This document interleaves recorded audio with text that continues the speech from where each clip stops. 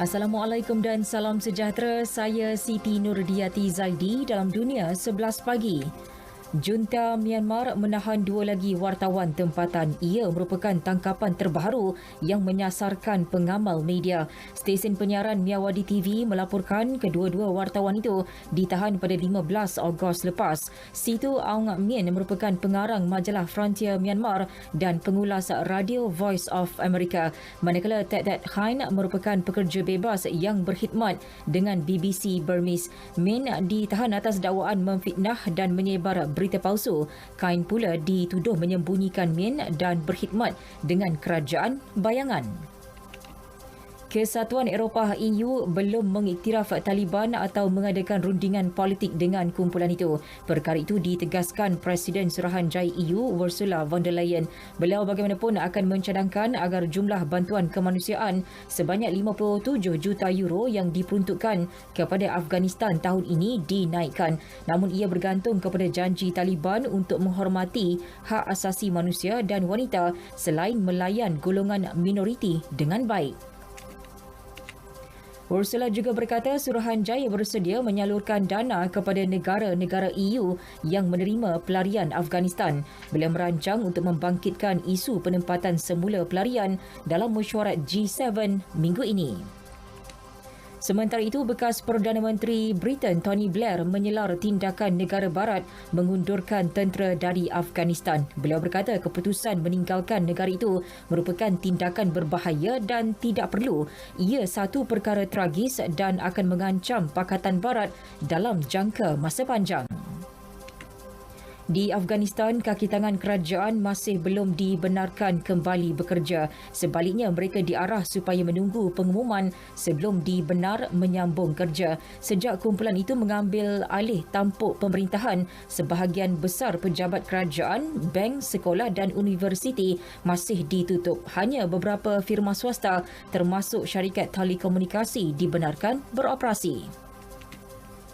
Israel terus mencabuli gencatan senjata apabila membedil Gaza selepas pertempuran antara tentera Zionis dengan penduduk Palestin menyebabkan puluhan orang cedera. Kementerian Kesihatan Gaza mengesahkan 41 orang awam cedera termasuk seorang kanak-kanak lelaki berusia 13 tahun. Keadaannya kritikal selepas ditembak di kepala. Rejim Zionis turut melepaskan gas pemedih mata. Bola sepak Liga Perdana Inggeris, Manchester City membelasah Norwich City 5-0 pada aksi yang berlangsung di Stadium Etihad malam tadi. Perlawanan itu turut menyaksikan Jack Grealish menjaringkan gol pertama buat City pada minit ke-22 selepas berpindah dari Aston Villa. 3 lagi gol masing-masing disumbangkan Aymeric Laporte, Raheem Sterling dan Riyad Mahrez. Manakala 1 gol lagi diperoleh City menerusi jaringan sendiri pemain lawan Tim Krul. Di Stadium Anfield, Liverpool meraih kemenangan kedua selepas menewaskan Burnley 2-0. Keputusan lain, Aston Villa menang 2-0 terhadap Newcastle United. Crystal Palace seri tanpa jaringan dengan Brentford. Leeds United seri 2-2 dengan Everton, manakala Brighton menewaskan Watford 2-0. Dalam saingan La Liga Spanyol, Barcelona terikat 1-1 dengan Athletic Bilbao dalam aksi awal pagi ini. Bilbao terlebih dahulu membuka jaringan menerusi Inigo Martinez pada minit ke-50. Memphis Depay muncul penyelamat Barca apabila meledak gol penyamaan pada minit ke-75. Keputusan lain, Villarreal seri tanpa jaringan dengan Espanyol. Valencia pula terikat 1-1 dengan Granada.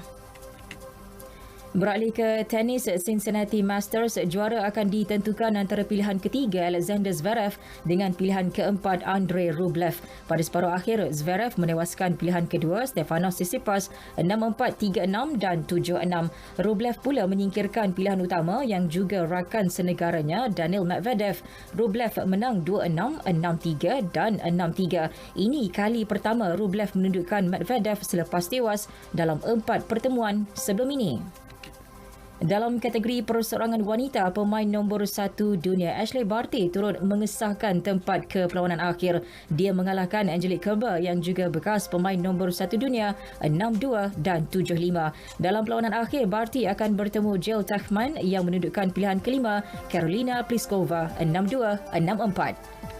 Sekian berita yang disunting oleh Amy Noraliza Adenan dari Pusat Berita RTM. Assalamualaikum dan salam sejahtera.